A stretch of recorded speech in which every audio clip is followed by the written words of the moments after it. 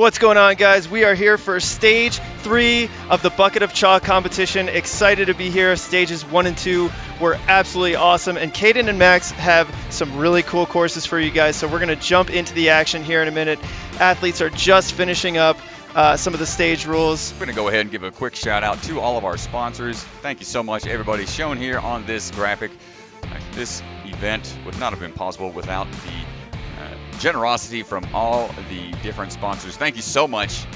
We'll be talking about various sponsors throughout the day. So I want to thank everybody once again for hanging out with us here Sunday afternoon.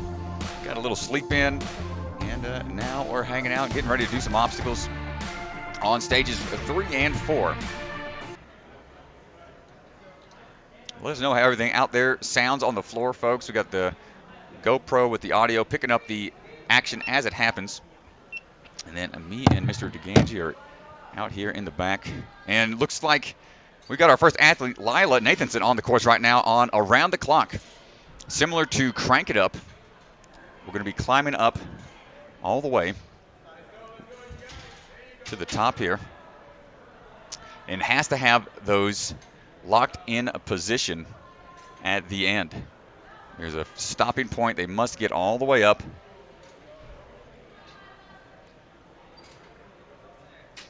Getting it through the finish point before she can transfer. Has to have both hands in play. And there she locks it in.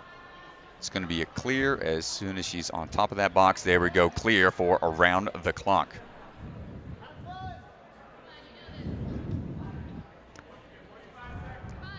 All right.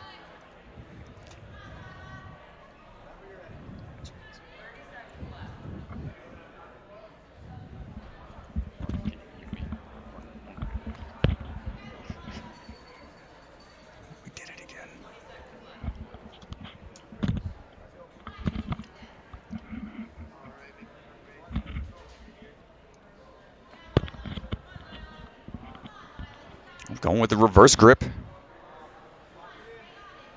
Oh, come on, hold tight. She has to get to that next ledge all the way up to the top. Not quite able to go, and that's going to do it for Lila Nathanson. Nice try. The ending point of that cliffhanger was going to be the black bar a little further down that path.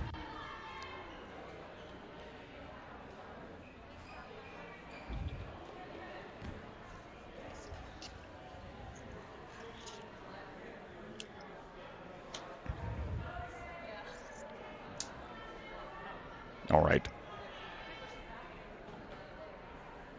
Let's see who we have coming up next. We're going to have Taylor Green. Taylor's stepping up onto the platform, striding across the boxes into Around the Clock. Working her way up, hopping her way down onto the second bar. Going to utilize that momentum and hold on tight for that drop. It's not too drastic, but the pumps you need to get to the top there can tax you for later down the line. Athletes might be a little sore from yesterday.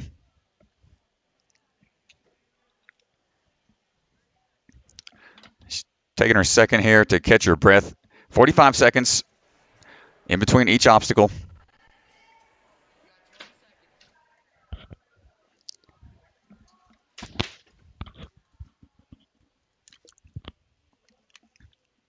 Looking for the moves here. She's got a couple of transfers she has to make. Let's see what technique she decides to go with. Going with the front-facing grip. These ledges look a little thin, and this is a big transfer up to that next cliffhanger ledge. Gets the toss over to it. Has to reach under for that next ledge. And once she touches that bar, it's going to be a clear. Couldn't tell if she was able to touch it. Nice try, Taylor. You can see the overhead angle there of the inverter. That was the next obstacles that she was shooting for. Inverter was an obstacle that you've seen on American Ninja Warrior earlier this year.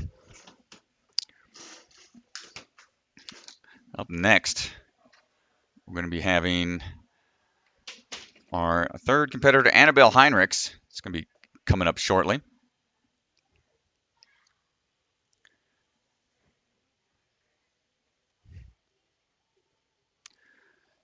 Is the run order reverse order of stage 2? I believe it is based on the time that they completed stage 2.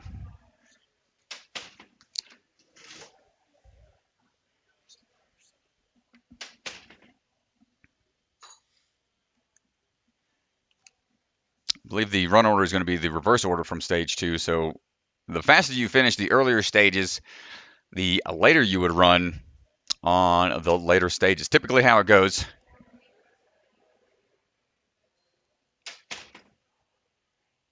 Runs haven't started yet. We are working through another camera change here. Stand by. And here we go.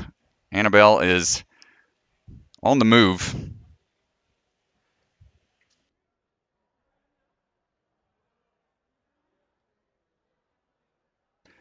All right, picking up here with Annabelle Heinrichs, making it through around the clock.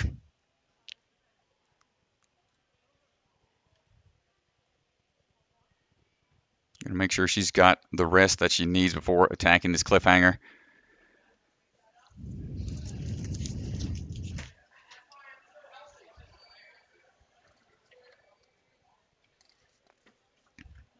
Shaking out those fingers. And getting onto the cliffhanger here.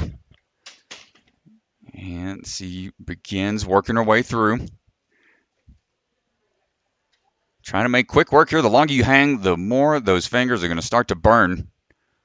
Starts going for that swing back and forth for the up move. Couldn't stick the grab on the up move to the cliffhanger. Nice try, Annabella.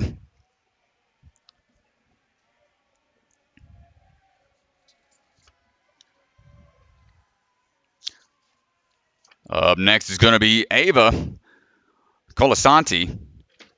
She's going to be starting here in just a second.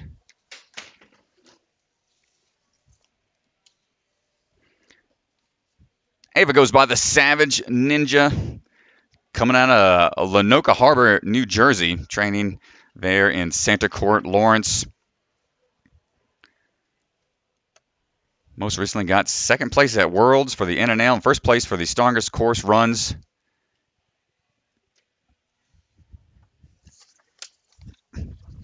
And here goes Ava on to around the clock. Starts working her way up. Trying to utilize that momentum as best as she can. Okay, now she can transfer. Again, these mechanisms must be all the way in that forward position by those bolts that stop it from falling completely forwards. And locks in the second, can go for that dismount to get the clear. And that 45 seconds begins as soon as she is clear.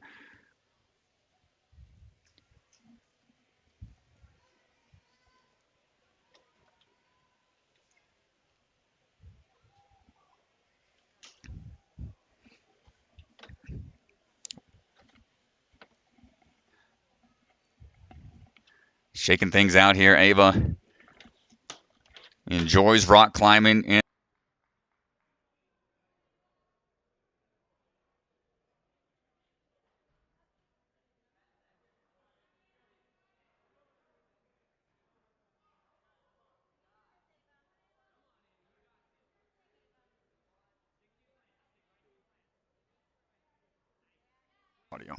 There we go.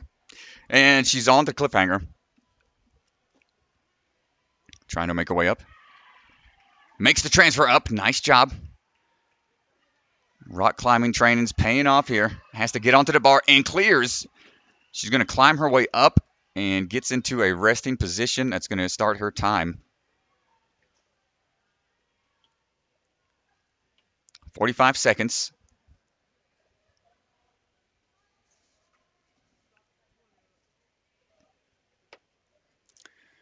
Hanging out up there. She's going to be training hard. in the off season of the primary show, American Ninja Warrior. She was the youngest actually to make it to the Las Vegas National Finals for season 13. And she really enjoys obstacles that have any type of lock-offs and things like the double dipper. Well, let's see how her lock-off strength is going to be on the inverter. It's a really wide, unstable bridge. So onto the outsides, cannot utilize that plexiglass blocker, has to switch over to one side completely and not quite able to hold on. Nice try, Ava. Good run getting that far. All right, coming up next is going to be J. Lisa Himka, the Ninja Chef, J. Lisa.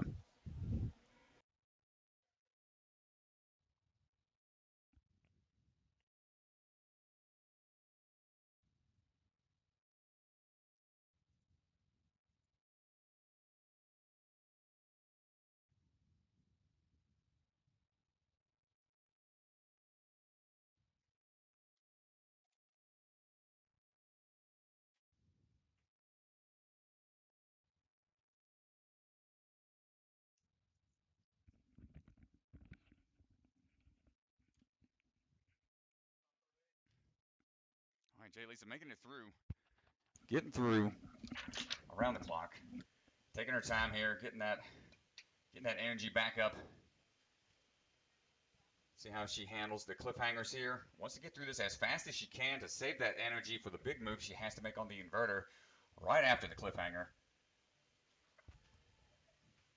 Trying to build that swing up, going back and forth. Moves up and just peels out on the move to the cliffhanger. Can't quite hold on. That's going to do it for J. Lisa. Coming up next is going to be Bella Palmer, followed by Melissa Anderson, and then Cecilia Bogle.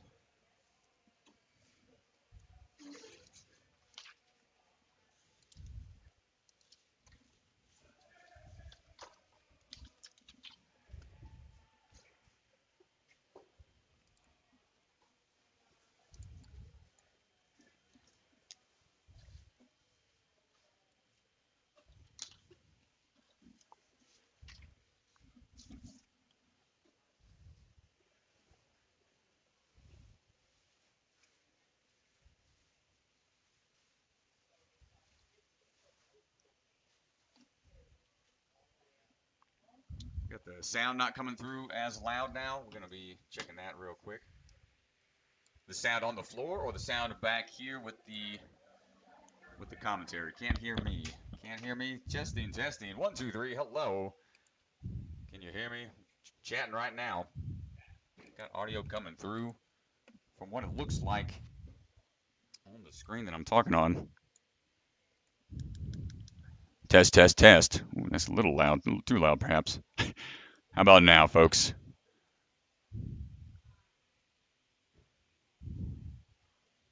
Once again, the run order is going to be on the ninjamasterapp.com. Look for the bucket of chalk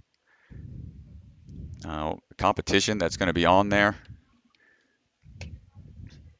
Currently on the course, getting ready to go, is Bella Palmer, followed by Melissa Anderson.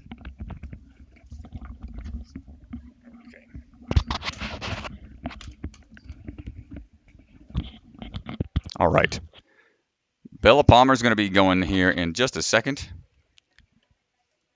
Go give them the thumbs up. Sounds like it sounds a little bit better now. Hey, looks like we're in the mix. I'm going to go give them the thumbs up that we're ready to go. Yep. Thanks, Max.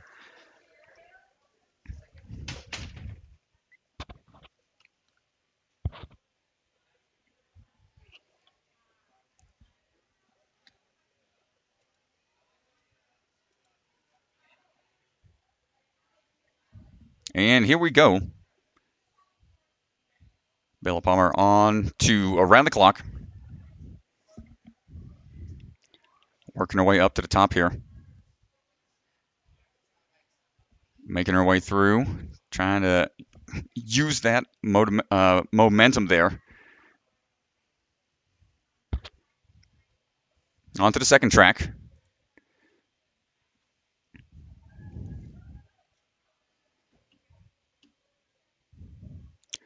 Working her way over at the top. Got to hold on for the drop here. Great job. And clear. 45 seconds before she can start the next one.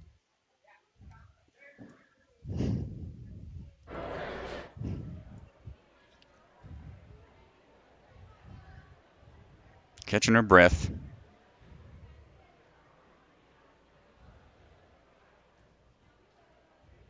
Getting a little more chalk there before we got to go. Competitors will be given a 5-second countdown before they have to start on the course. Once that 5 seconds begins, if they are not engaging onto that obstacle, they will be risking being eliminated. So you got to get going. Here she is onto the cliffhanger.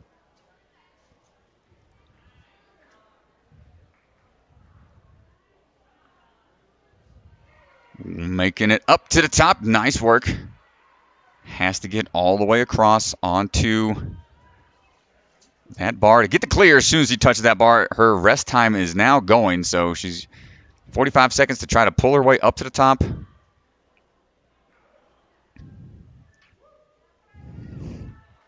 And resting right now.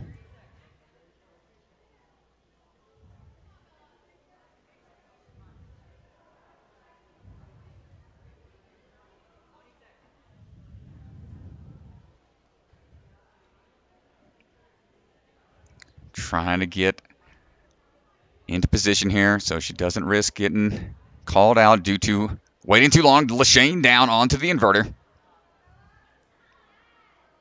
And can she transfer? She's going to turn this a full 90 degrees for the grab. Oh my gosh, and here we go. Now she has to try to get re-inverted. Back to the normal angle. Yeah, this is going to be a really tough transition here, Strat. Oh, look at that hold. Oh my gosh, the grip. She knows she doesn't have the reach to make the span. I love the strategy and almost pays off. Nice try there from Bella Palmer.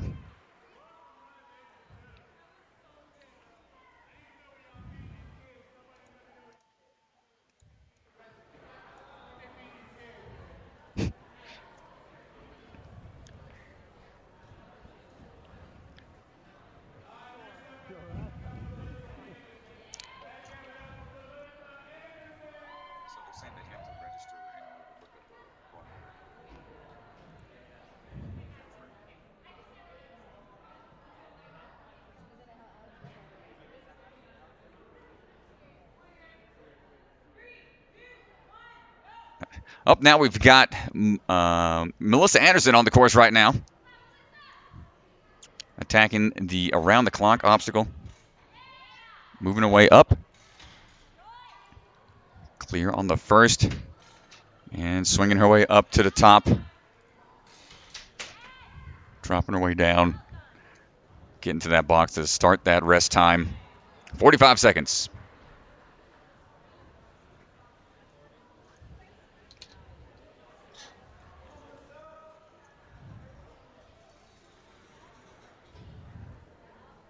Catching her breath here as best as she can.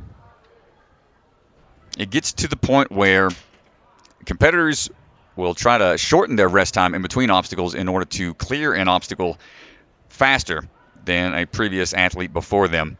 So it benefits these athletes to go a little bit later in the run order so they know what time they have to beat and what point to get to. And let's see how Melissa attacks the cliffhanger here. Got some strong lock-off, staying at 90 degrees. Yeah, Melissa's got some really good grip strength. She's got to make the side Lachey. Can't quite make the move up to it. Nice try, Melissa. Yeah, let's see if we can see that move again. Just gets one hand on it, just doesn't. Not quite able to hold on there. Nice try, Melissa. Cecilia Boggle coming up next, followed by Megan Rowe, and then Jonah Taggart will be starting things off for the gentlemen. Cecilia on the start line, getting ready to go.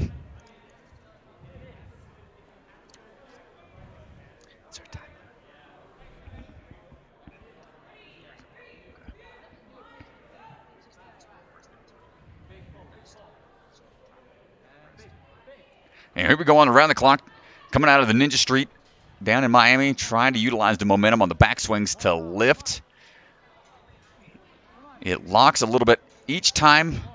As long as it gets that gear past a certain point, you can start to see it move up a little at a time, but this is really taxing that grip. A lot of overswinging. Can start to tax those forearms. Trying to hop it through here. Don't want to peel out. Hold on tight.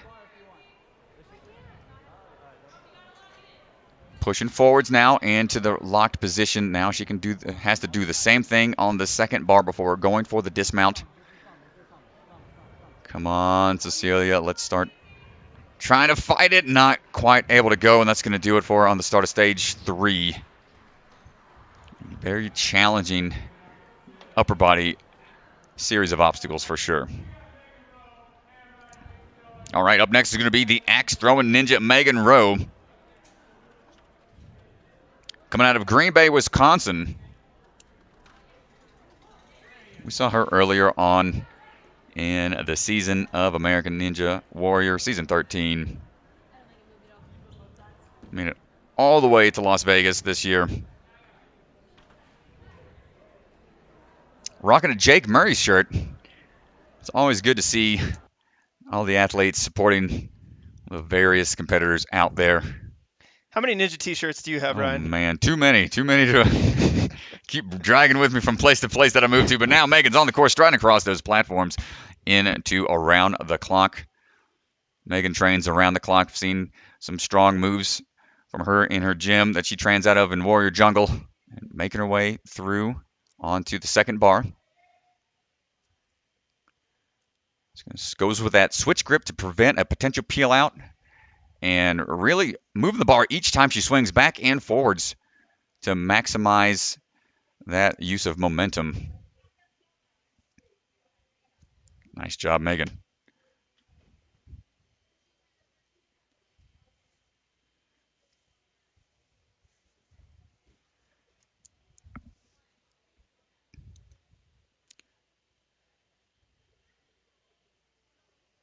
Getting ready for the cliffhanger here.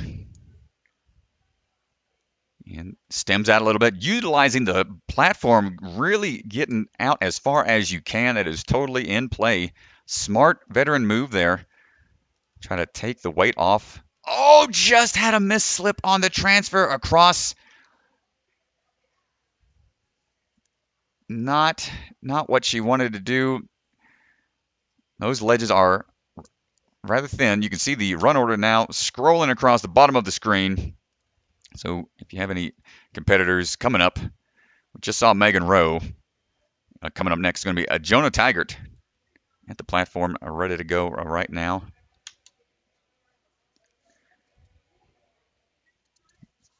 Goes by the nickname of the Ninjaneer. Looks like he's a fan of fishing based on that t-shirt design. Pretty cool. Better hook it in. Let's see if he can reel in a big one here, reel in a victory on around the clock and the rest of these obstacles. So Jonah on the move. Making his way up now. Whoop, going for switch grip and starts pulling his way up.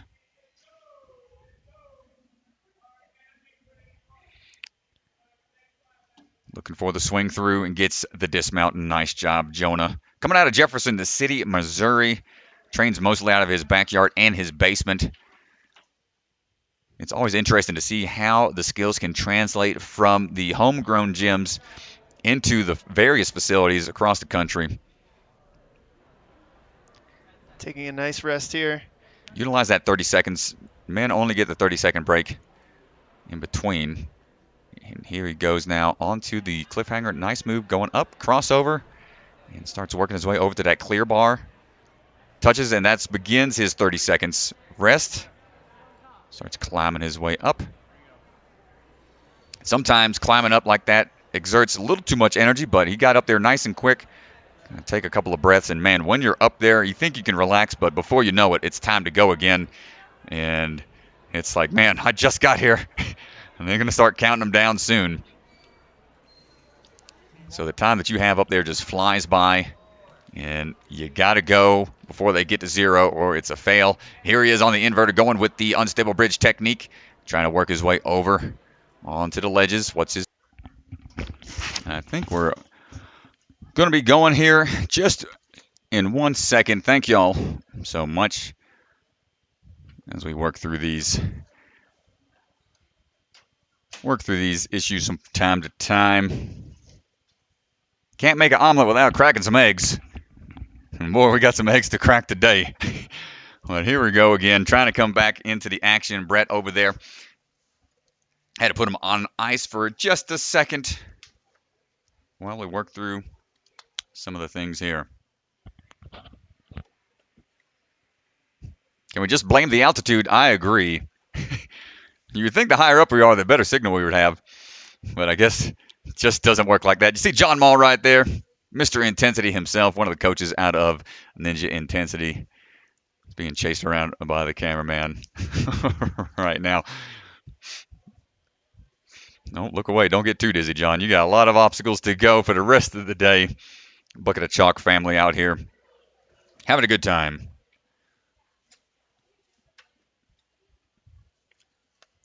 All right, folks. Sorry for the delay. We didn't miss any runners. We had them pause the competition. So Brett Strong is now up and running. We shouldn't have missed anybody. Sorry about that. Here he goes, Brett, on to the course right now. Let's see. He's got a lot of power. This young man, 2 moves almost all the way through in just 2. Let's see how he goes on this second one. Pops it up. Good hip pop on to the finish platform. And 30 seconds begins that rest. Again, 30 seconds goes quick. Does he decide to take that full 30? He does not. Just going to go ahead and start working his way through the cliffhanger here. Oh, but miss grips. That is the risk you take when you go with that reverse position. You can't see where your hands are. You just have to trust that the ledge is going to be there. But there is a slight gap between 2 of the cliffs, and he just had a slight miss on the cliffhanger. Tough break, Brett Strong. Up next is going to be Sean Williams.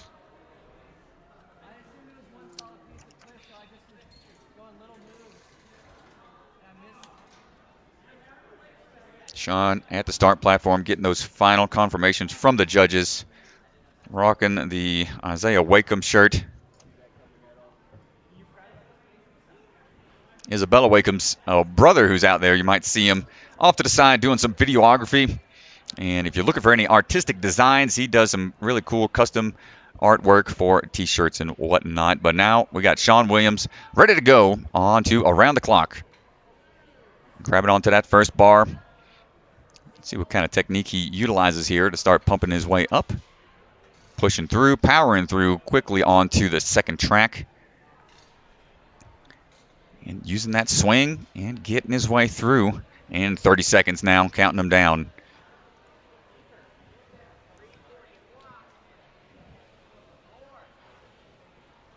Let's see if he opts to go for that reverse grip as well, or decides to go around to the front side to see where those hands are going to go.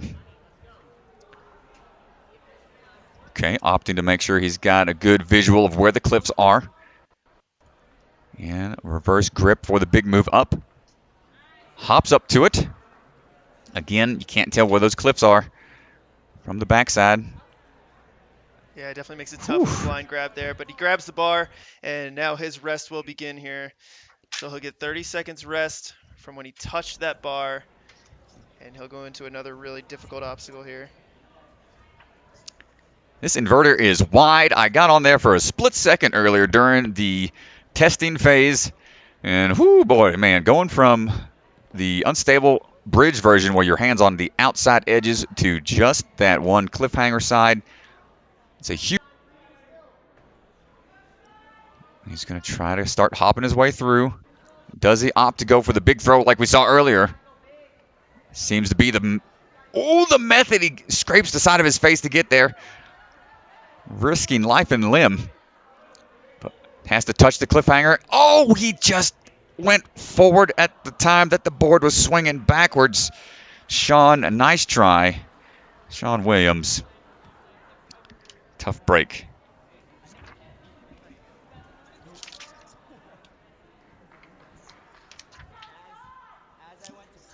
All right, coming up next is going to be Sean Arms.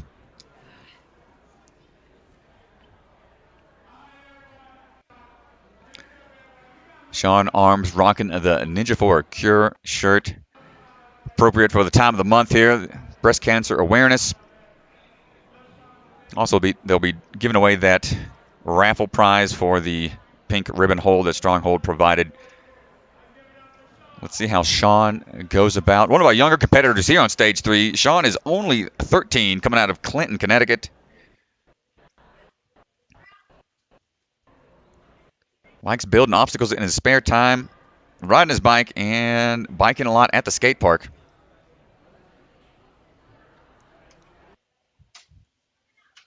Let's see how Sean does. Mr. Arms is going to have to utilize nothing but arms on this whole course. Thumbs up, ready to rock. Striding his way across and begins his journey on stage 3.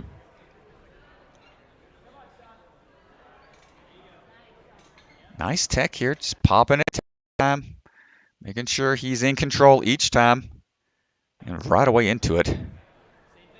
Good hip thrust.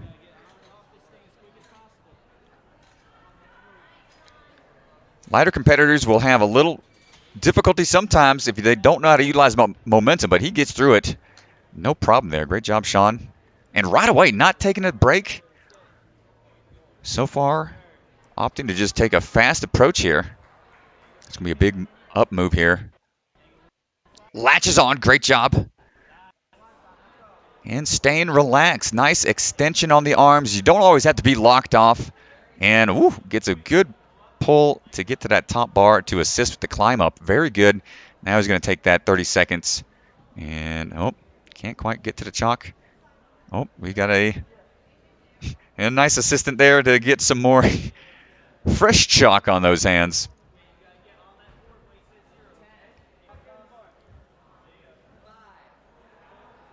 And he's going to start working his way through. Latching onto the front here. Does he go for the extended lache? Fingertips. Okay. He's onto the cliff, and it dumps him off to the side. Nice try, Sean. Got there really quick, though. It's going to be really tough for the competitors with a shorter wingspan on that particular obstacle.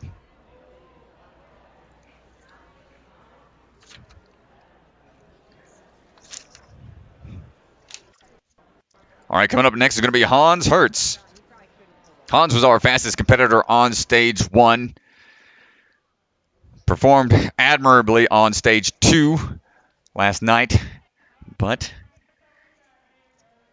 didn't get quite the full clear that he was hoping for on stage 2, but made it far enough and fast enough to make it here into stage 3. This is his home gym, Ninja Intensity.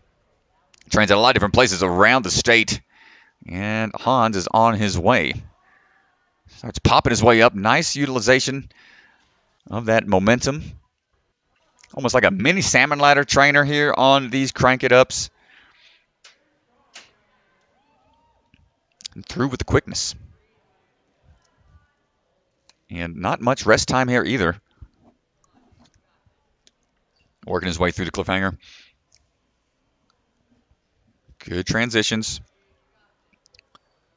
Finds the ledge. Okay. Man. Just go straight to the bar with one hand on the cliff. And that'll get him into the rest spot up there. Doesn't want to get too comfortable. You know that time goes really quick. Let's see what his approach will be on the inverter. Grabbing onto the front side. Trying to stay centered. He switches over. And goes for the lock-off hold. Gets himself into position, but now it's going to be almost like a vertical limit here. How can he transfer? Just couldn't hold on for when it started to dip him. Nice try, Hans. Yeah, I mean, if you want to watch Hans's stage 1 run, it was probably the cleanest run we saw of the day. Tough break there for him on stage 3. Michael Bellion's coming up next.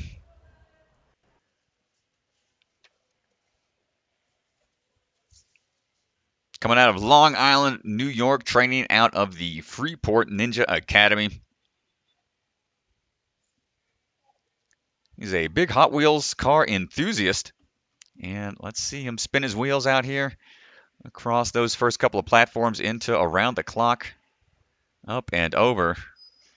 A lot of power. Man, just 2 moves there. Short work on around the clock. And let's go get that rest period beginning. Got Brett there helping him out with the chalk bag.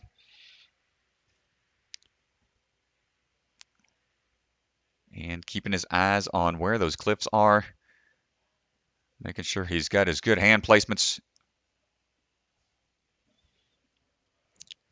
And working his way through.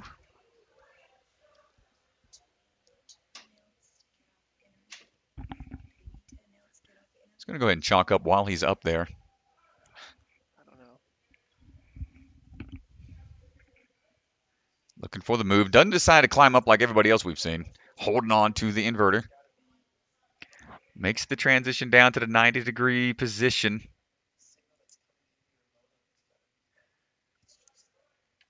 Oh, he's going to turn around here. Latching on the front side. Goes for a crazy. Oh, almost gets it. Got a little turned around. Nice try, Mr. Bellion.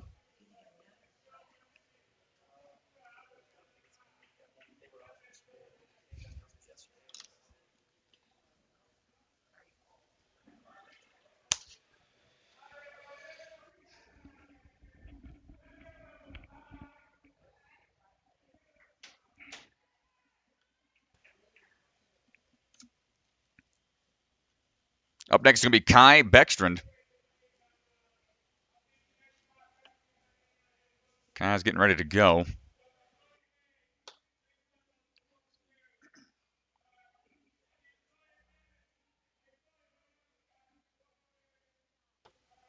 And Kai's striding his way across the first couple of platforms onto around the clock. Let's see if he can be our first competitor to get beyond the inverter. Big power moves. Great job getting through the first 2 portions of that obstacle, and now on to the cliffhanger. Not opting to take much of a break. He's going to start making his way through.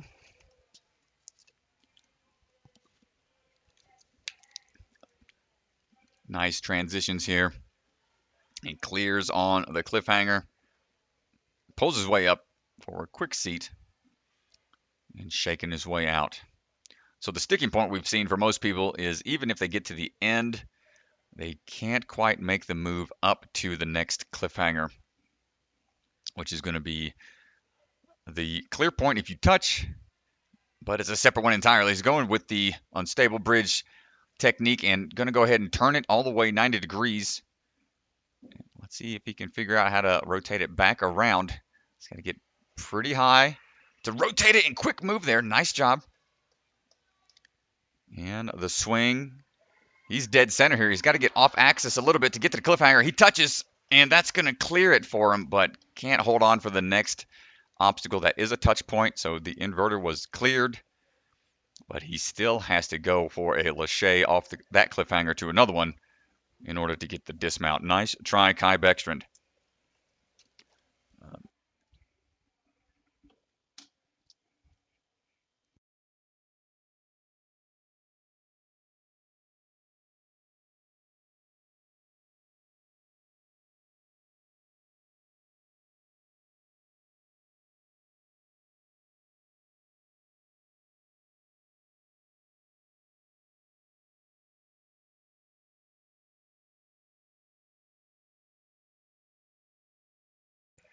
All right, up next, we're going to have Vance Walker. Vance Walker coming out of Atlanta, Georgia, striding his way across on to around the clock.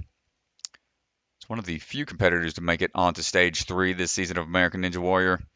An undefeated competitor on A&W Junior. He's popping his way through. Salmon ladder motions are no issue for him whatsoever.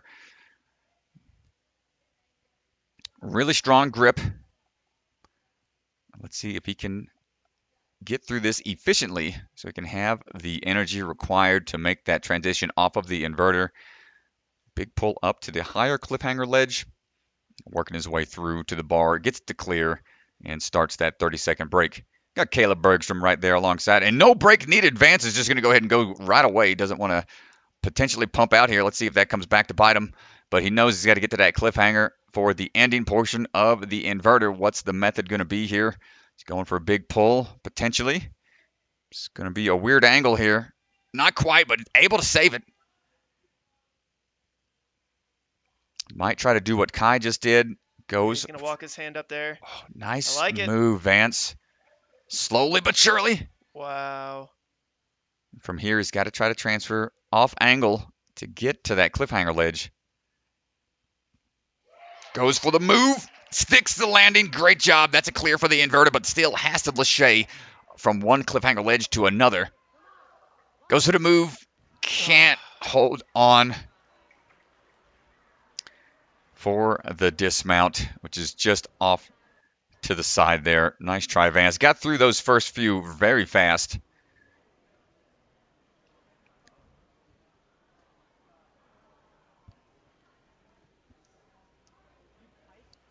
He is just behind Kai Beckstrand in second place because he got to that cliffhanger ledge just a few seconds behind Mr. Kai. Up next, we have Jeremiah Boyd.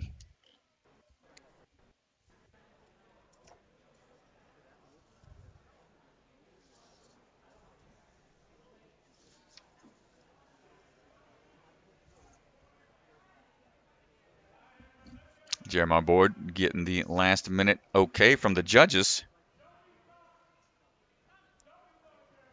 Getting counted down, and here he goes. Striding across, hopping right away into the around the clock. Good transitions through. And got to get all the way onto that platform for the clear, and there it is. Jeremiah goes by Ninja Jera, coming out of Burnsville, Minnesota. Not opting for that break either. He's going to go ahead and start making his way through, utilizing those ledges almost like it's a vertical limit, where it's just a pinch grip, but goes through. Not always inefficient, but little slip, but saves it. Nice job. Looking for the transition over to the bars. Clear on the cliffhanger. Going to pull his way up for a quick breather.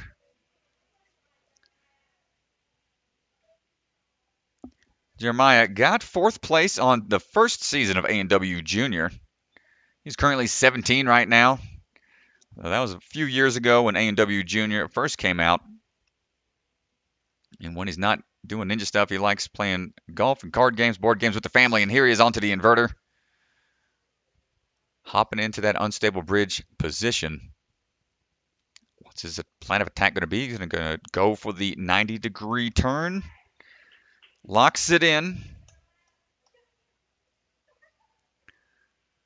And from here, he's got to pinch. He's got to try to get to that pivot point where that D-link is attached. And then from there, he can grab on with a little bit more control. Keeps on working his way over. Hold on tight. Has to touch the cliffhanger to get it clear on the inverter. Side-to-side swings. Gets the touch point. That's going to clear, but not able to hold on. Nice try, Jeremiah.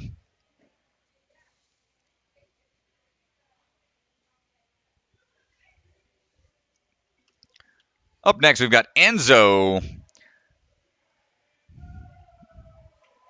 Enzo Wilson heading up to the platform right now.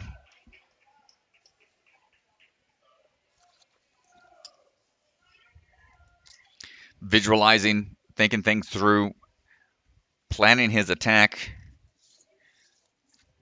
He's got an amazing setup in his backyard down there in Florida. And off he goes. Enzo, electric Enzo on his move here. Hopping his way up.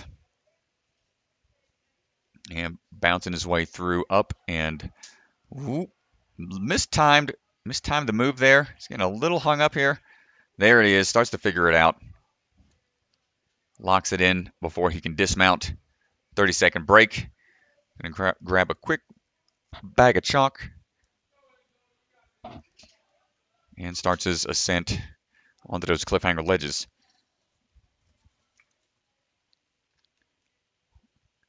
Going for a big pull up. And twists around, looking for that next ledge.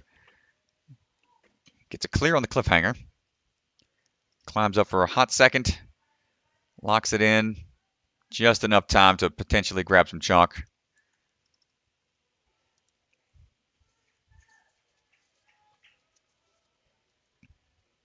Shaking out as best as he can.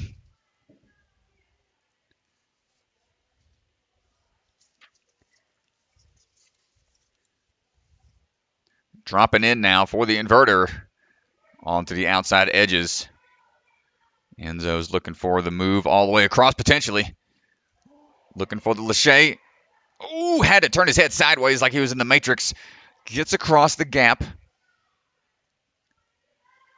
Now he's got to make it up to the cliffhanger ledge in order for it to be a clear for this obstacle to count. Side to side swings. Move his way up. Grabs onto the cliffhanger ledge. Great job. But still has to make the transfer across to get to the dismount platform safely to clear this additional obstacle before he gets a break on those hands. Big throw and not able to make it. You see that red pad off to his left there. That is the end goal. Not quite able to hold on, but still great run by Enzo.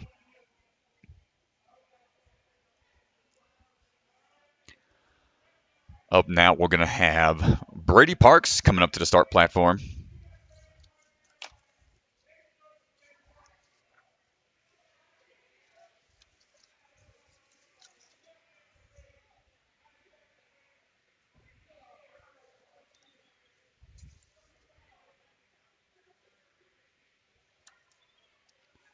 Brady Parks getting some last-minute confirmation, making sure he's ready to go.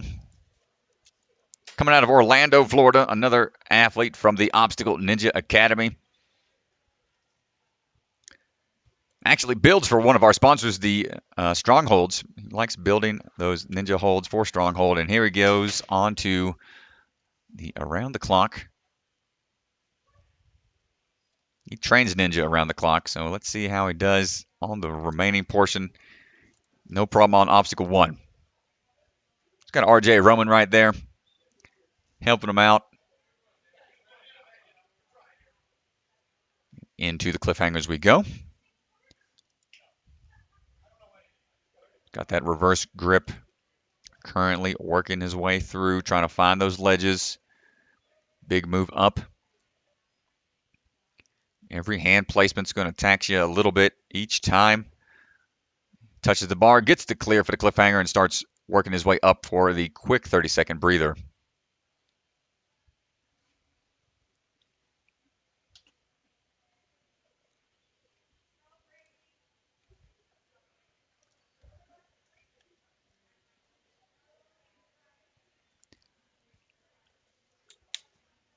We haven't seen any athletes make it beyond the cliffhangers after the inverter, but here he goes. Come on, Brady. Let's see what you got. He's got the wingspan. Let's see what his technique's going to be. Athletes can't use that side where the plexiglass is. Oh, makes the gap. No problem. To the sides and onto the front end of the inverter.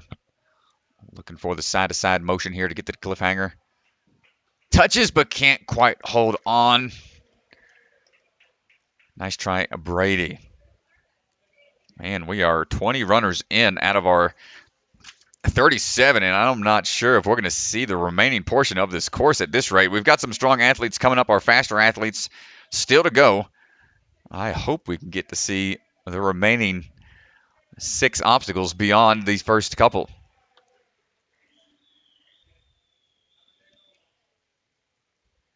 Bucket of Chalk is not messing around.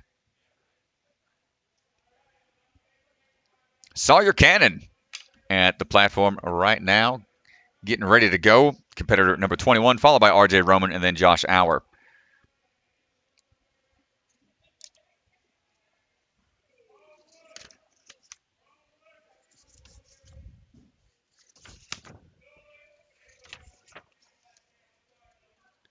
And here he goes, striding across the blocks on to around the clock. Ooh, good power moves here. Only a few needed. Conserving that strength as much as you can, because you need that explosiveness shortly after this cliffhanger. Let's go straight into it here after he takes just a second.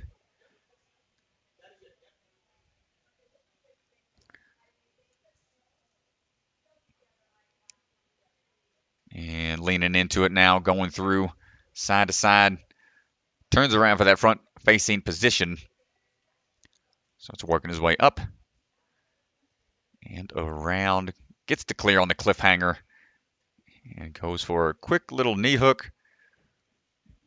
Grabs that chalk, starts getting prepared for, man, this challenging obstacle, the inverter.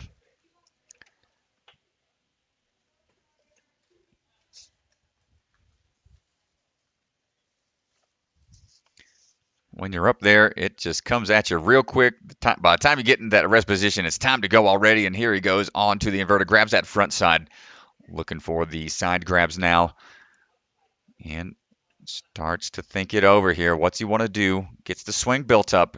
Can he clear that huge gap where the plexiglass is blocking that hand position? Trying to swing it out, decides to pull those knees up to stop his swing, and goes for the inverted position here.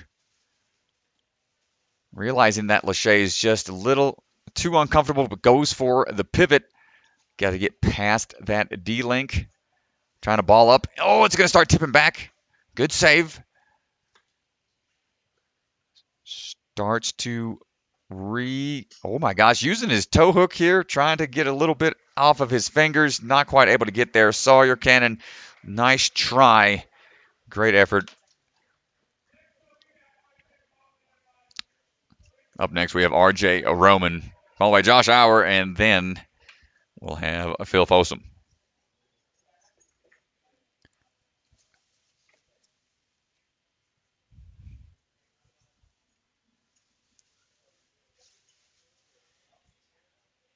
R.J. Roman, coming out of Orlando, Florida, starts his run across the blocks into the around the clock. Training down there at Obstacle Ninja Academy. Runs the ninja program down there. Builds all the obstacles. Strongholds out of there as well. Making short work of around the clock.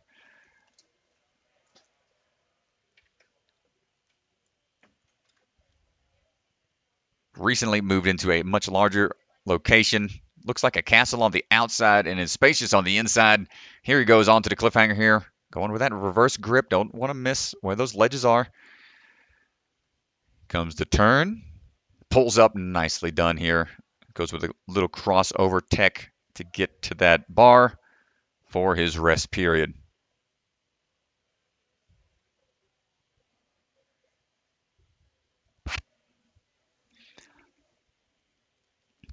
RJ is a strong competitor, known for his speed. Making it through several stages of the qualifying and city final rounds into the Las Vegas rounds. And here he is into the inverter. Side to side we go. Utilizing the side tech. Is he going to go for the inverted position or the Lachey through? Looks like he's building up the momentum for the big toss. Turns sideways, gets a little off angle in order to get past that plexiglass. And, just mistimed the front swing. Tough break, RJ.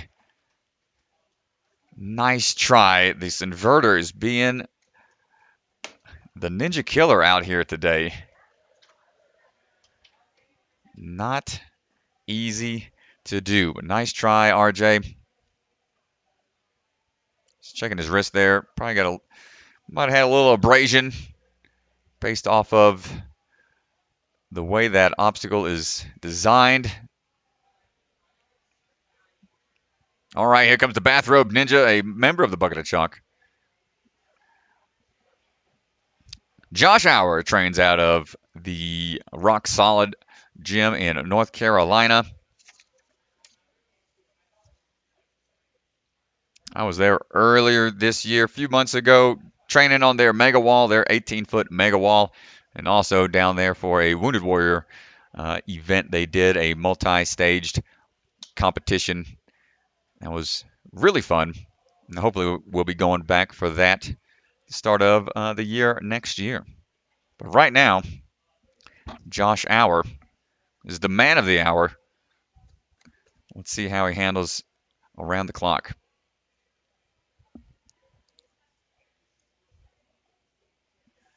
Striding across the blocks. Pulling his way up and through. 2 moves is all he needs. Goes for that same technique. 1 and 2. Great underbar tech in order to get that motion required to get the bar to the locked end position. Grabbing a little chalk there to be sure he's got the grip. Getting a different angle here to show you what those cliffhangers look like on the opposite end. While we've seen some people have slight mishand placements while utilizing that reverse grip.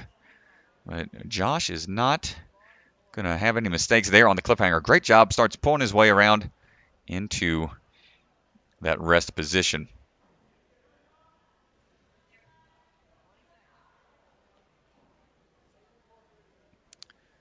Catching his breath. Trying to figure out how to go about the inverter here.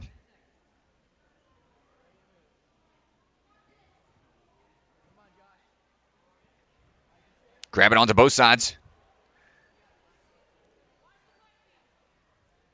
Going for the big Lachey.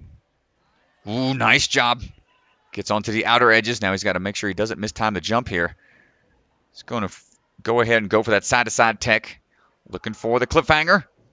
Oh, had his hands on for a split second. Nice try. Almost stuck the landing. Got the clear on the inverter by making it to the cliffhanger, but not able to hold on. Josh, great attempt.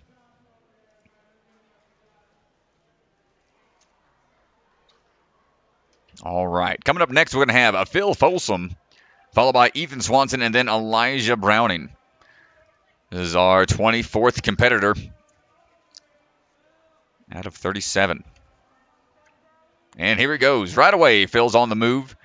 Straight away into around the clock. Hopping his way up.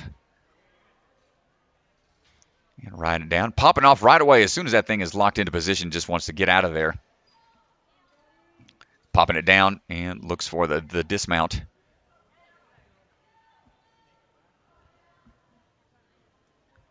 Way to go, Phil.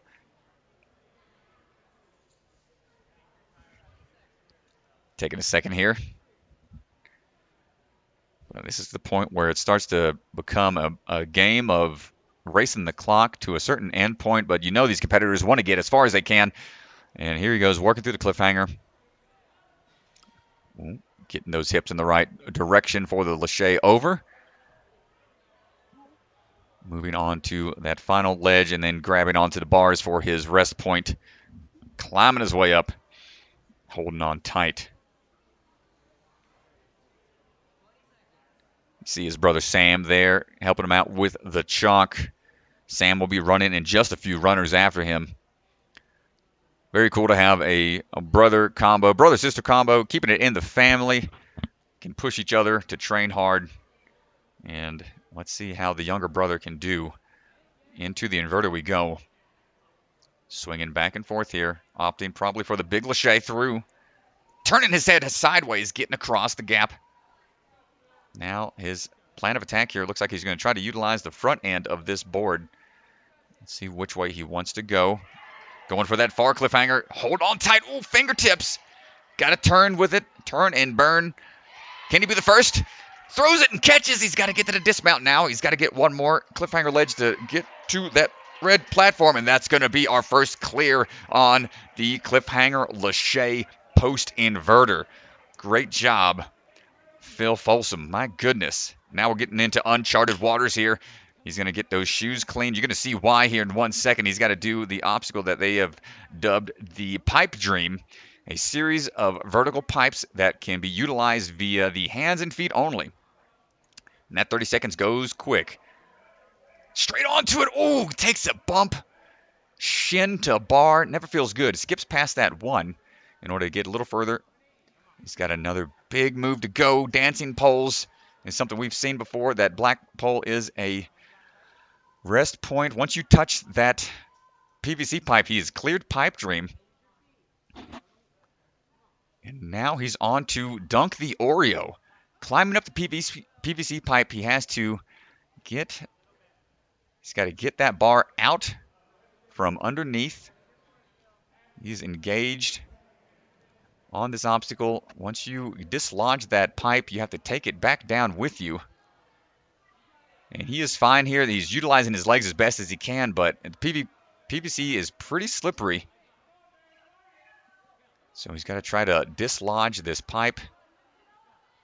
It's staying pretty tight up there. He's going to have to try to shimmy it up a little bit. The more he hangs on it, the more it's going to start to lodge into its locked position. Oh my gosh, just falling from the top. Exhausted. Great job, Phil, our furthest competitor of the day. A valiant effort. The athletes have to dunk that Oreo, take it from the top position, remove that bar, work it down the track, put the pipe into any position by that red tape line. And once the Oreo comes down onto its resting position on the pipe by that red tape line on or below it, that'll be a clear for them. But now we've got Ethan Swanson on the course ready to go. Ethan Swanson, known as the Daredevil. Probably going to start flapping those arms. Eventually, Mr. Swanson is now a Colorado local here, training out of the Ninja Intensity family. Trains the team kids, along with several other classes.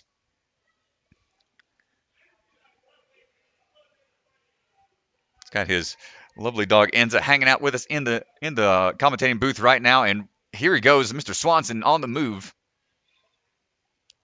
Making his way up on around the clock.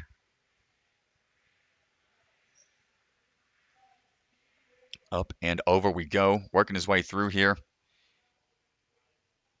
And into the dismount for the around the clock. Ethan is 31 years old, 31 years of age. Majority of other athletes are well under that. Mr. Swanson wrote this note specifically to tell me he is so old in comparison to many of the other athletes out here. I feel you, my friend. It's getting tougher and tougher to hang with these young bloods in the sport, but that's all right. Mr. Swanson onto the cliffhanger, working his way through. He's got a big up move here. Tries to get that swing going, holding tight.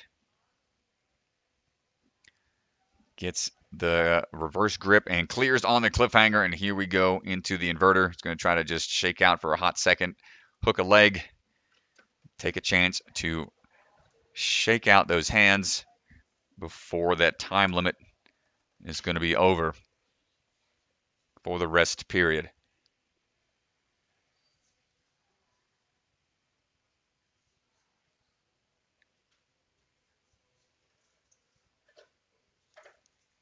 And Lachey's right away into it, but misjudges the opposite hand. He had one hand in a good spot, but the right was just a little undershot.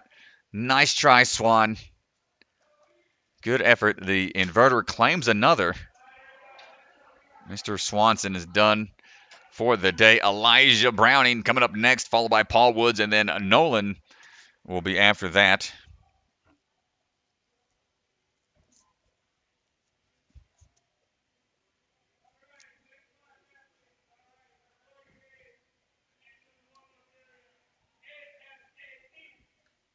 All right, here he goes. The boss on the move. The boss is clocking in on around the clock. Making his way onto the second track here. Up and over, 2 moves, all he needs. Coming out of Tennessee. Oh, he loses the hat already on the first obstacle. And Mr. Walker right there. Oh, doesn't need it anymore. Focused on the obstacles, not so much the hat. Hat there to prevent the hair from flying in the face, but now he's focused on the task at hand. Elijah making his way through into the inverter rest point, pulling his way up and just going to hang out. Tennessee athlete, trains out of his backyard and many locations all over the country. Let's see how the boss goes about the inverter. He's got a really long wingspan, taller athlete here. Let's see him make it to Lachey. Oop, just needs a couple of moves, no problem. Side-to-side swings up to the cliffhanger. Touches the cliffhanger to get the clear point, but not able to hold on. Tough break, Elijah. Paul Woods coming up next on the course. Actually, stand by. I believe we had a switched of the order. Might be Nolan.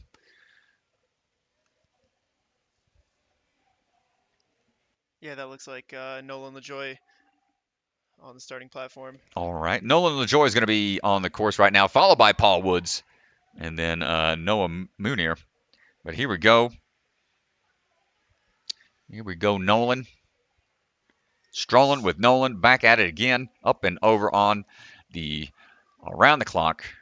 Yeah, you certainly want to make these obstacles as efficient as possible because you can just see when you get to that last cliffhanger where everyone is falling on, you're just so taxed.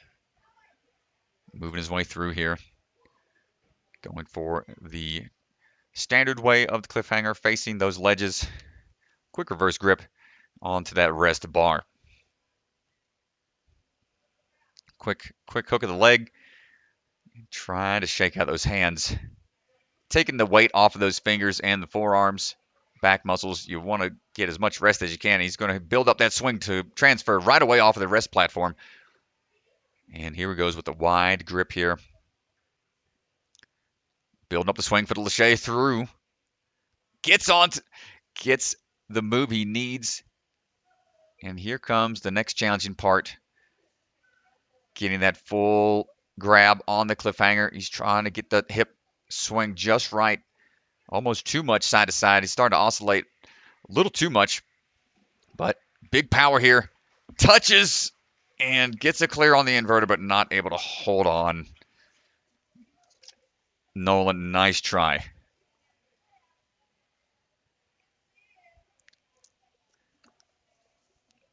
Up next, we're going to have Paul Woods.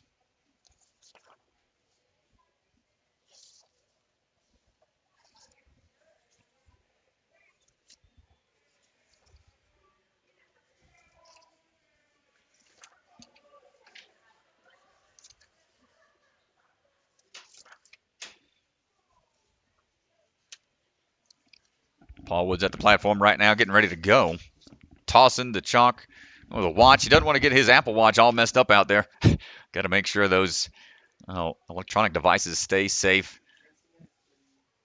Up and over. Got to get to that finish position before transferring down. Hopping his way up, working his way through. Couple bumps. Couple more moves there into the locked position. Kicks off the box and gets onto the platform. Starts that rest period.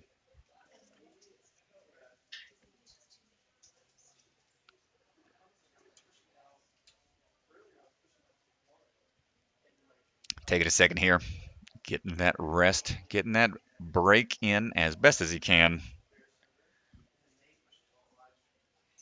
Paul is moving on to that cliffhanger ledge. Going to start working his way through. Finds his way onto that up move. Good job. And making quick work here, trying to get through as fast as he can. Knows time is going to be a factor. Wants to get a little bit of a break here completely off of his hands. He can chalk up and get ready to go.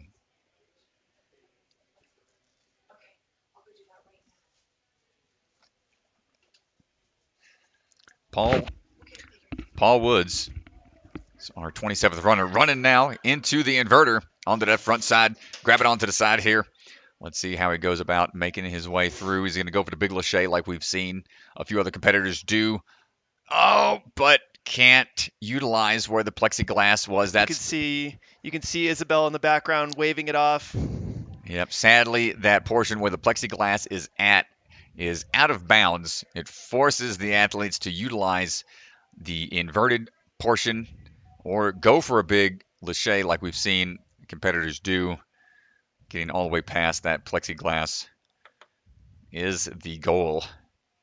But that is runner number 27. Now we're breaking into our final 10 on stage 2, and we haven't seen anybody get past the Dunk the Oreo. Only seen Phil make it that far so far. So as of now, Phil has a commanding lead over the remaining athletes. So Noah Munier is on the course right now, getting ready to go, followed by Sam Folsom and then Jackson Iridos for our next 3 runners, the final 10 for stage 3.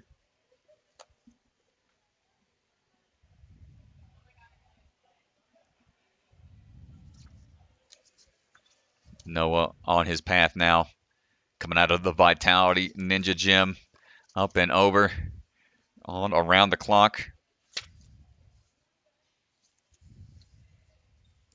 Hopping through, quick work on around the clock. Going straight into the cliffhanger.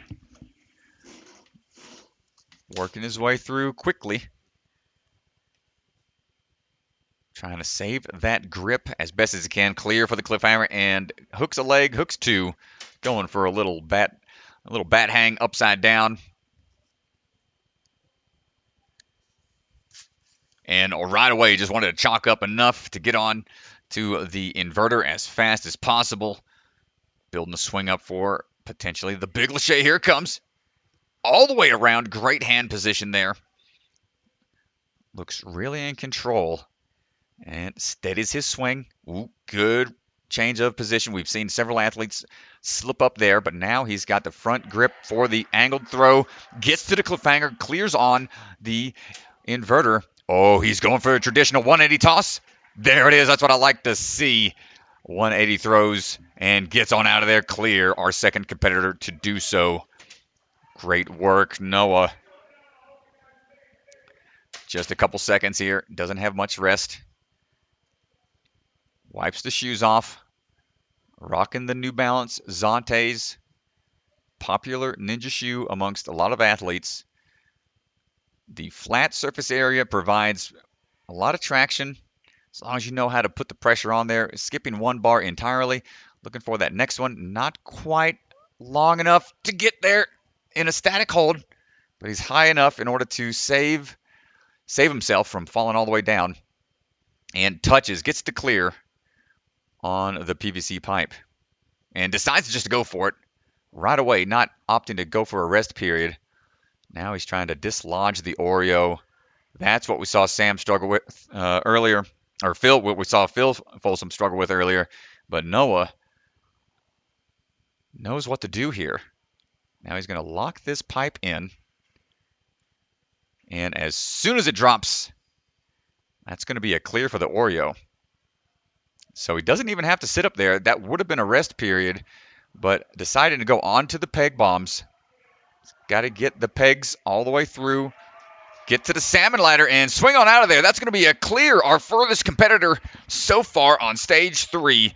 Great job, Noah Munier, coming out of that Vitality Obstacle Fitness location. Let's see how he stacks up against the rest of the course here. Once again, we are in unknown territory.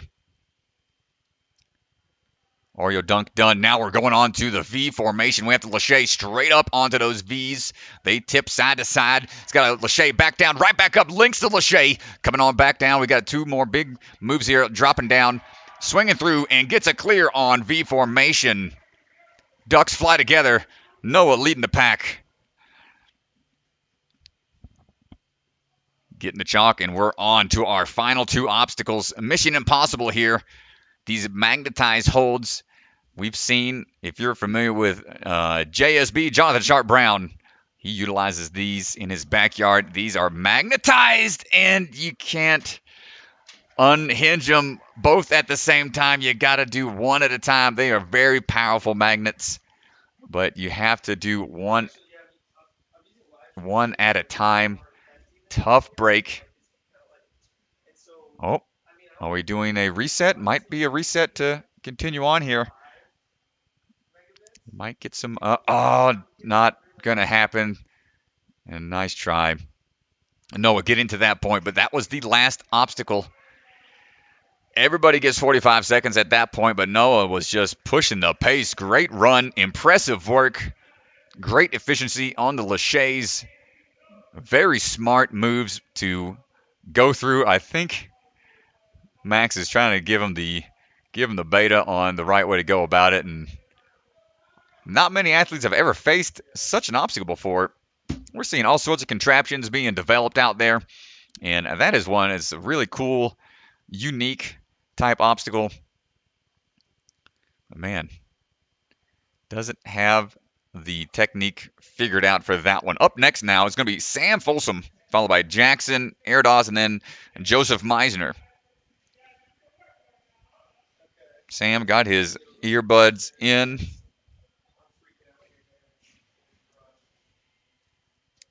Taking a second to look things over. Trying to figure out what the plan of attack is going to be.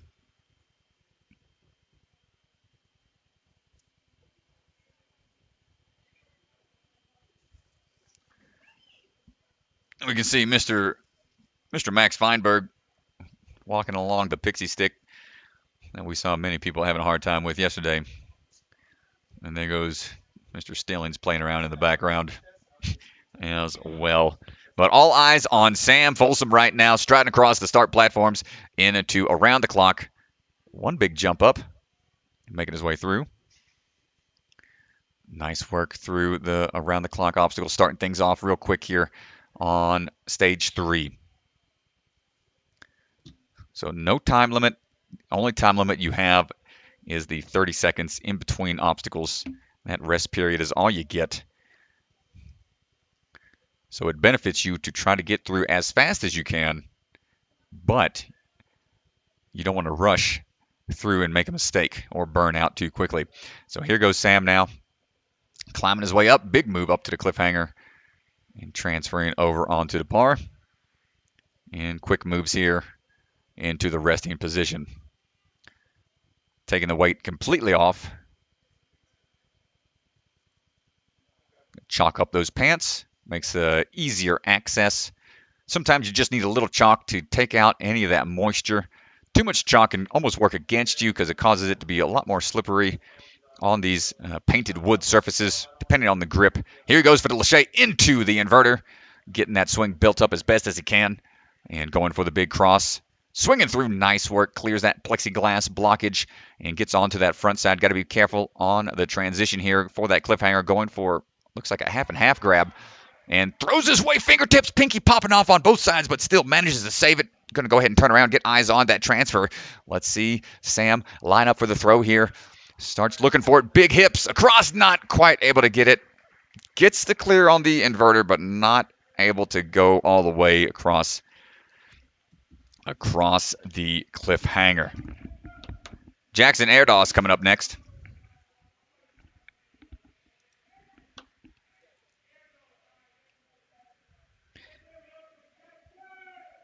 Jackson on the start platform, getting ready to go, followed by Joseph Meisner and then Asa Reynolds.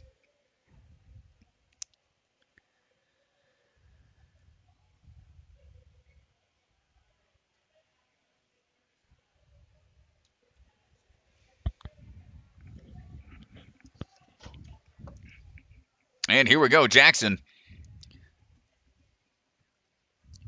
Moving into the around the clock, 2 moves, all he needs. Pumping his way up and over. Looking for the dismount now. Very fast in a... Oh, no. Could not move the handholds on the clocks before beginning. That was very specific in the rules. Both hands must be on the handlebars before moving them. Had to start in a down position, but he did move it up just one on both sections. Very slight, might have missed it. It was really, really fast, but it does allow those athletes to shorten those moves, and that's why they kind of force you into that starting position. 2 hands on the obstacle, and that is sad to see And yeah, Strat, I mean, it makes a big deal because you can see how many athletes are pumping out when they get to the cliffhanger. And so every move counts as you're making your way there and taking a little bit of an advantage here on the first obstacle. That's going to save you maybe just that little bit of strength you need to catch the cliffhanger. Very true, very true. And as a course judge, it's very tough to call somebody out on something like that, what may be viewed as a technicality, but every ounce of energy that you can save, well, will help you later on, and we don't want any unfair advantages. So tough break for Mr. Jackson on that approach he took for around the clock. See Caleb Bergstrom over there juggling there. I wonder if he's getting those hands warmed up or if he's just hanging out, having a good time. But right now we got Joseph Meisner. We saw some epic saves the other day on the Air Surfer. And he's here. He got a full clear on stage 2. Let's see if he can do the same for stage 3. Joseph Meisner on the move on around the clocks. Hopping down, 2 hands on. Starts pumping his way up and over into that locked position. Right away, quick dismount. Making his way through, trying to get through as efficient as he can to get off of those hands and relax before moving on. All right, here he goes onto the cliffhanger, pulling his way up to that upper ledge. Working his way around, clears on the cliffhanger. And does he decide to go straight into it? Nope, going to take a quick little breather. Almost kicks the bucket away. Don't want that to happen. Almost a tragedy. Excellent work there from his friend down there helping him out. Quick reflexes to save the chalk from spilling all over. And Joe's going to have to get going here shortly. They might start counting him down and gets a little swing back in order to get that front end. And on to the sides we go. Goes for the inverted position here. It's more of a static move, not as explosive. So let's see if he can make the transition. Good move here. Ooh, that was close. Scaring me, Joe, but he's got the plan of attack figured out. Let's see if he can get this turn into the cliffhanger. Up we go. Good work. Let's go. Eyes the prize on the 180 turn Sasuke style. There it is. And looking for that dismount. And clear on the cliffhanger. Fist pump, double fist pump. You can tell he was happy about that one. And hike up those pants and drop down those socks. You're going to have to get as much traction as you can on the Oreo dunk after these Pipe Dream poles right here. We'll take a quick wipe of the shoes. These Zantes, as grippy as they are, they do pick up dust and chalk quite easily. So he's going to go ahead and move on to this closer one. Not a big throw like we've seen a couple other athletes, but that's going to limit. Ooh, it's going to cause him to hang a little bit longer because he's got one more to go. Taking his time, looking for the move, stems for it, tries to stem for it. Might be able to static it. He's going to be a little taller, but they do push out. Come on, Joe. Let's see what you got. Shake out when you can. There's a lot of flex. Hold on tight. Nicely done. Sometimes you just got to commit to the move, but it's really easy to get off angle. Hold on tight. He's got the grip.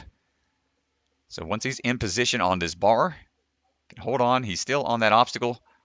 Technically, he can hang there and grab it on. That's going to be a clear for the Pipe Dream. Now he's going to work his way up. Oh, it's going to be slippery. Come on. Don't start slipping all the way down. Hold on tight, Joe.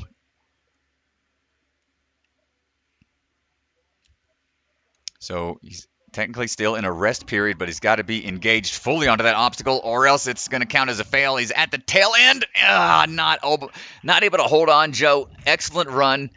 One of the few people to make it that far. Joseph Meisner. Nice attempt. Yeah, really nice attempt. And the top 10 men will move on to stage 4, so looking good for him. Excellent. Good to hear. Up next, we've got Asa Reynolds. Asa Reynolds heading up to the platform, followed by Luke Dillon and then Tyler Smith.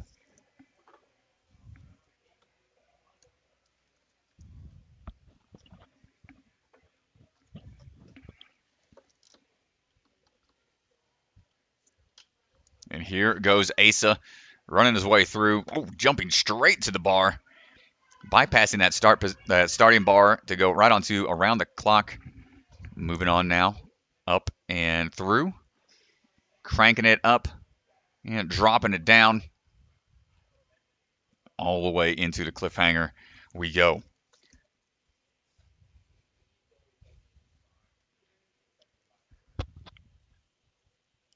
All right, not taking long breaks here, trying to move through.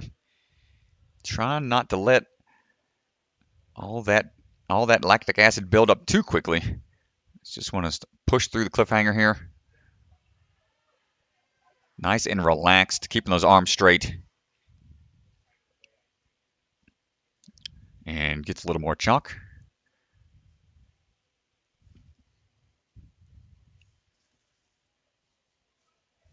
Let's see what his approach will be.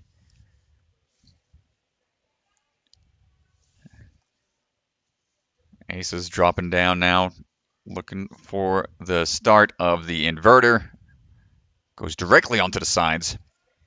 And might be going for the big Lachey here. He's got to get past all that plexiglass on the left-hand side. Goes for the Lachey and not quite able to get his hands all the way into the right position for the grab. Nice try, Asa.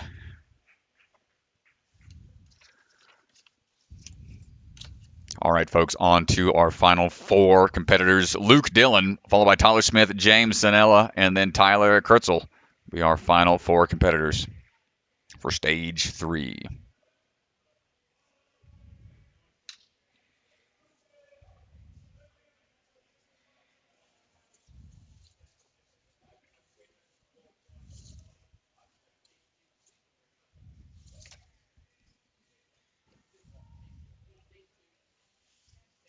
And here goes Luke on the course right now, striding across, up and in, coming out of the Vitality location as well. Let's see if he can catch up to his compatriot Noah Moonier, who got the furthest so far. Up we go. Luke making his way up and over and off of around the clock.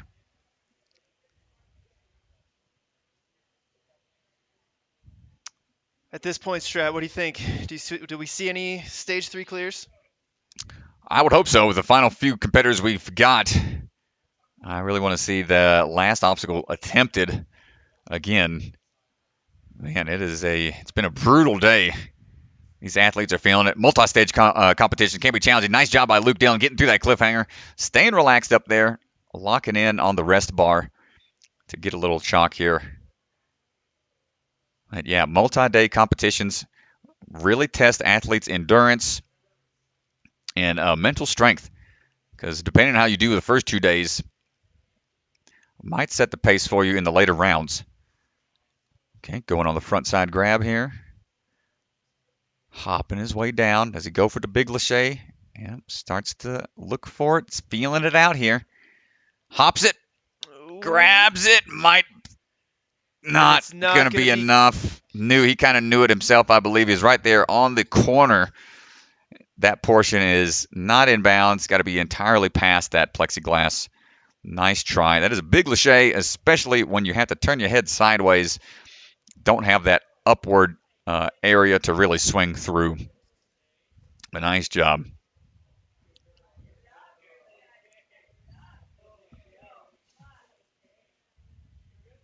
Tyler Smith eyeing things out right here, trying to figure out his approach, working through things in his head, rocking the boss hat,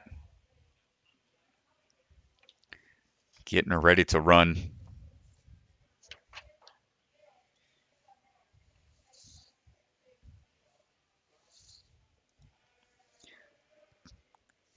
Coming out of Illinois, Edwardsville, Illinois, only 15 years old.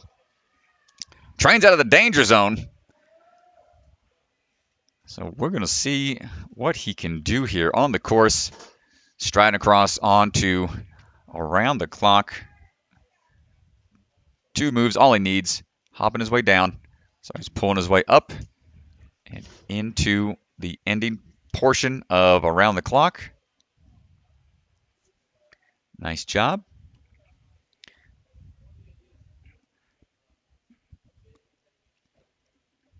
and starts right away onto the cliffhanger. Once he eyes his path a little bit more, looking things over, and now he begins. See what move he decides to go with here. Nice under reverse grip. Ooh, quick move up and over. Gets the clear on that cliffhanger route into that rest bar for the inverter. Tyler Smith looking for a finish, I imagine. Knows he has to get deep into the course to rank high enough for a podium position. Dropping in hot here. Grabs onto the sides. And going for a big lache over. And nice job getting all the way past that plexiglass, no question required. Front side grab now. He's got to be able to get that side-to-side swing generated in order to get to that cliffhanger. Which move is it going to be? He's looking for it. Big move up. Grab and hold and turns around immediately to start beginning his swing for the lache across for the cliffhanger lache. And looks for the dismount and gets the clear. Whew, nice job, Tyler. All right. Pulling up those pie pants. Making some room for traction. Looking like he's rocking some Asics. Some type of wrestling shoe. What it looks like. Gum rubber. Seems to be a shoe of choice for certain athletes. And on now to Pipe Dream's going to go ahead and skip to that second one. Oh, good grab, but hopefully that didn't hurt too much. And he's got the distance, but when he pushes really hard on the pipes, it's going to extend that reach a little bit and latching on and holding on tight here. Okay, he has cleared Pipe Dream. Now he has got 30 seconds to rest before he has to be all the way on, and those shoes are sticking really good. Gum rubber is coming in handy, climbing up, using that vice grip, and it's going to use that Oreo to help rest a little bit, but he's going to have to push it up away to get the bar dislodged. He's going to have to push it, twist it, unhook it a little bit at a time before he can get that bar unhooked. He starts to punch it, but the more he pushes, the more he hangs on, it's going to start locking it into place more and more here. Trying to pull his way up, trying to find a way to take the pressure off of his hands. And there he goes, using his head. That's one way to do it. That's one way to use your head. Now he's sliding his way down, but can he put it in a locked position here?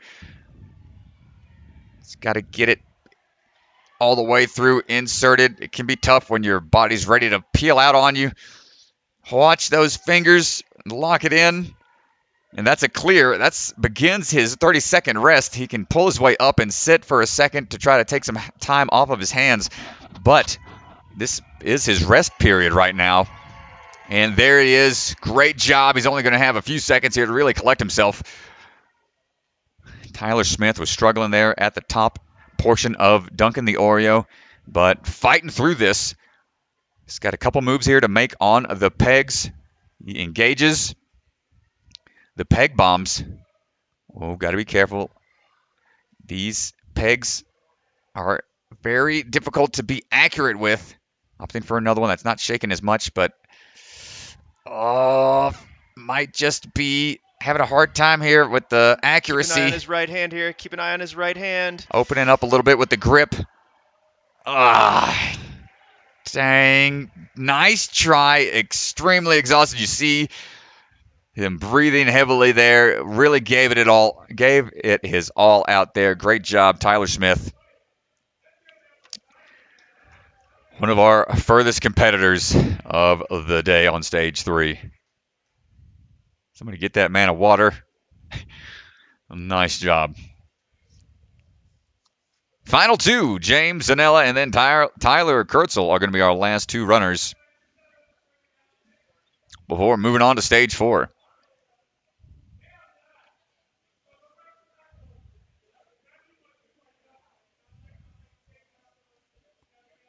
Sin City athlete right here, James. miming his motions, working things out in his head before attacking the course. That way, when you get to those positions, you know what to do, not trying to second guess yourself while you're waiting to go.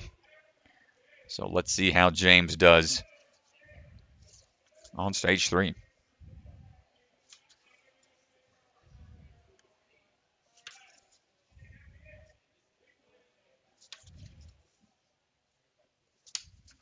Getting a little more chalk there. Multiple buckets of chalk at the bucket of chalk competition.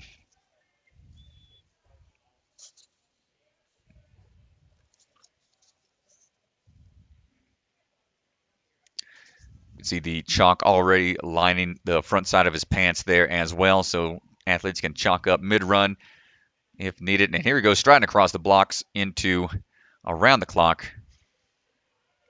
Ooh, big moves up and over. One more time. Making the move to the top. Locking it in and dismounting right away. Short work of around the clock. James coming out of Lawrence, New Jersey, training out of Centerpoint there in Lawrence. He's one of the young adult NNL world champions. Strong athlete here. Loves the salmon ladder, so a lot of those explosive type motions that you'll see that are required on this stage, he'll be utilizing those salmon ladder skills, capitalizing on that efficient use of momentum. And right now we're onto that cliffhanger. Making his way up on these tiny ledges. Going for the bar to clear on the cliffhanger route. Now he's going to begin his rest period. Looking for some fresh chalk. Well, it's a good thing we're at the bucket of chalk competition. That's right. Plenty of chalk to go around. Chalk all over. We've got liquid chalk. There's actual chalk, popcorn chalk. A lot of variety out there. And here he goes on to the inverter. What's he going to do? Is he going for the big lache? He's lining it up, getting his hands further down as much as he can. Just got to get past that plexi. Ooh, nice job. Actually, kind of went with a switch move. So the right hand utilizing that ledge, and the left just had to shoot forwards past that plexi. Now he's going for a sideways throw onto that cliffhanger. Come on, James. Let's see you get up there and stick that grab. Nice move. Fingertips on the left side. Going for the turn. Going for that 180. Twist at the hips. Oh. Not able to stick the move. So close. Nice try, James. Got the clear on the inverter, but not all the way through on the cliffhanger lache. All right, our final runner of stage 3 is coming up next. Tyler Kurtzel, TK Ninja Tricks, getting ready to run at the platform. Fastest stage 2 athlete from the night prior. Let's see how he does.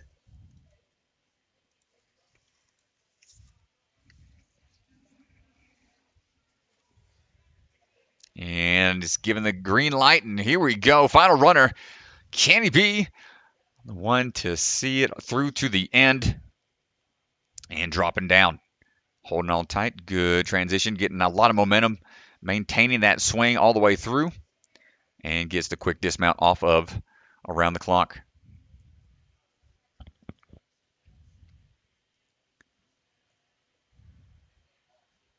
As the last runner, you know the times you have to beat. Do you let that affect your plan of attack? Or do you still just run your own race? Tyler onto the reverse grips for the cliffhanger. Turns around here for the big up move. The first of many big up moves. Working his way through. And one more time, pulls his way up to start relaxing before the inverter.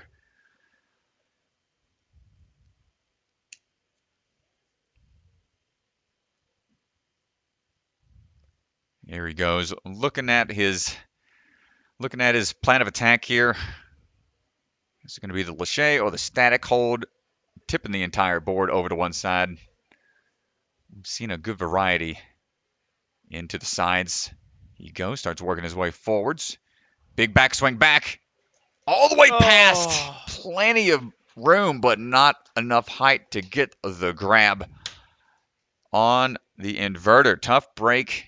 TK Ninja tricks.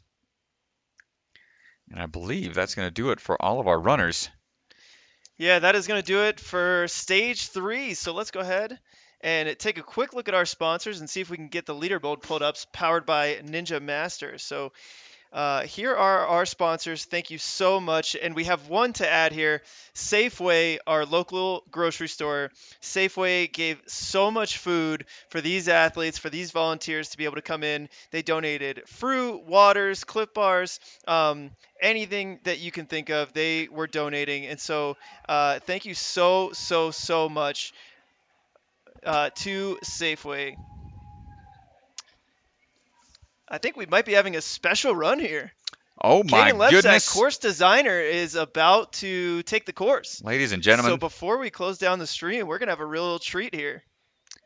Ladies and gentlemen, the last man standing for Season 13 of American Ninja Warrior, Caden Lebsack, all the way to Stage 4. We're going to see how he does on this course that they designed, the bucket of chalk. You make it. Now let's see if you can break it. Let's go, Caden. Well, you break it, you buy it. You break it, you buy it. Let's see how Caden does. As a course designer and somebody running a competition, you don't have much time really to warm up or even play around on these obstacles, even though, you know, they designed the courses. He is probably exhausted from resetting things and preparing for today. And being a judge, you're on high alert the entire time, so that heart rate's going. You're mentally taxed and fatigued and might not be in the competitive mindset, but here he goes anyway. Let's go see how strong he is. This is his home gym, and popping his way through. No problem there. Caden shaking out quick. Not going to take too long of a break here. It's going to show us that it can be done. Nice moves, twisting his way through here. Very efficient. Climbing up. Quick little breather. Going to grab some chalk there.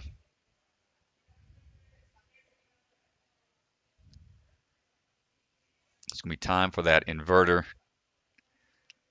Taking a quick breath.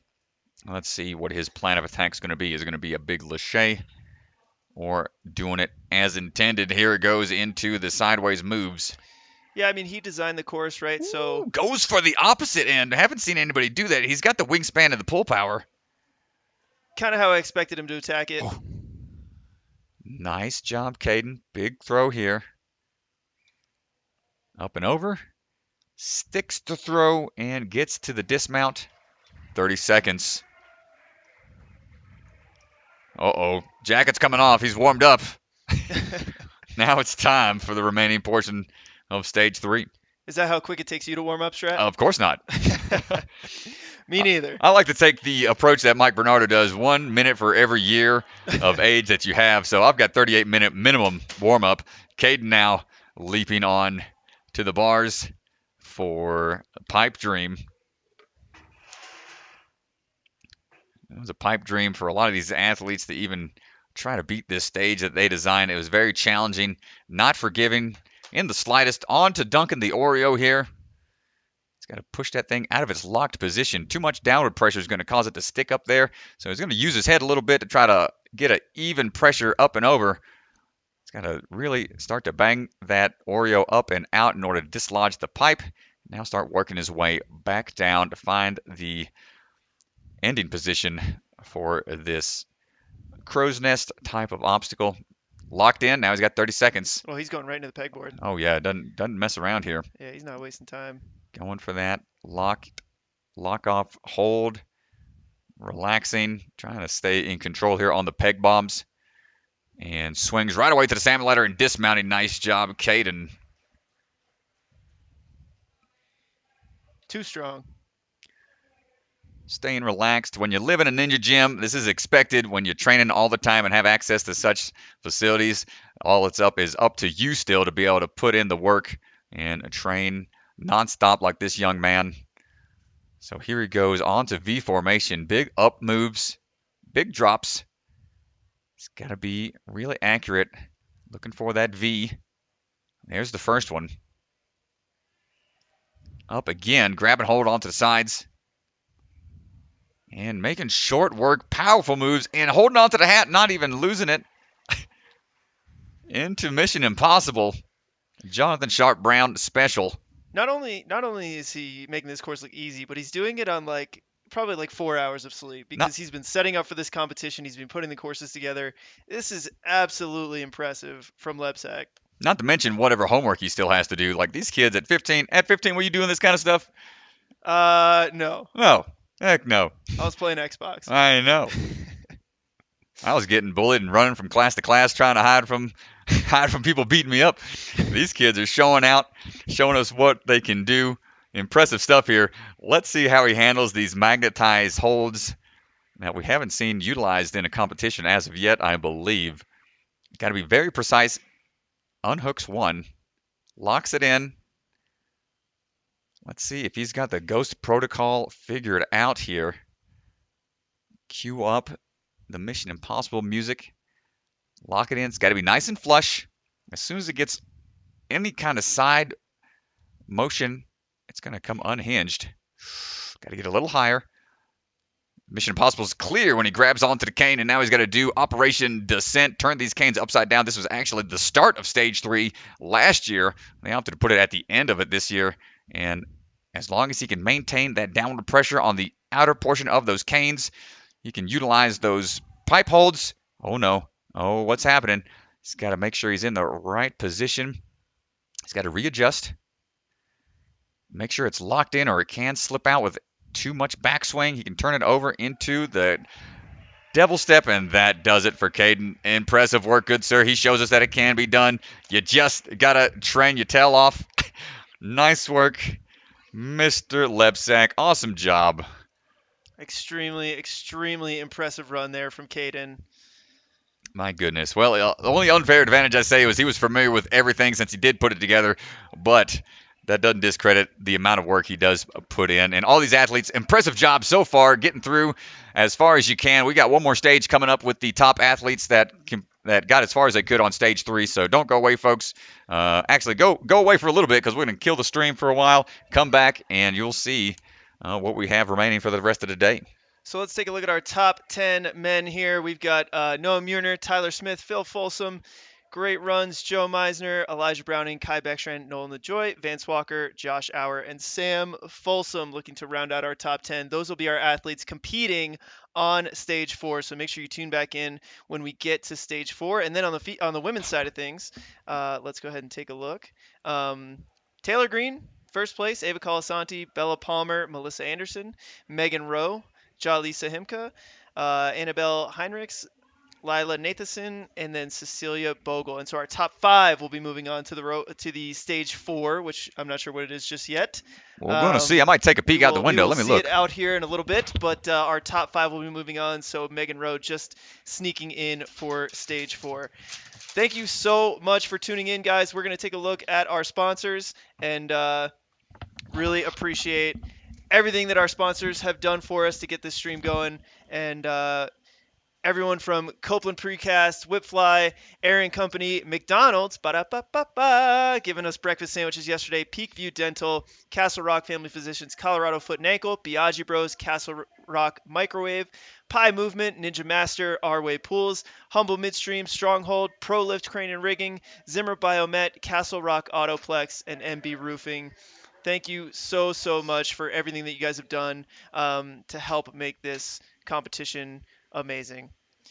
With that, we're going to close out the stream. We're going to get ready for Stage 4, and we will be back in about an hour or so. So make sure you check back in, and we'll see you then. Thanks so much for joining, everybody. Talk to you soon.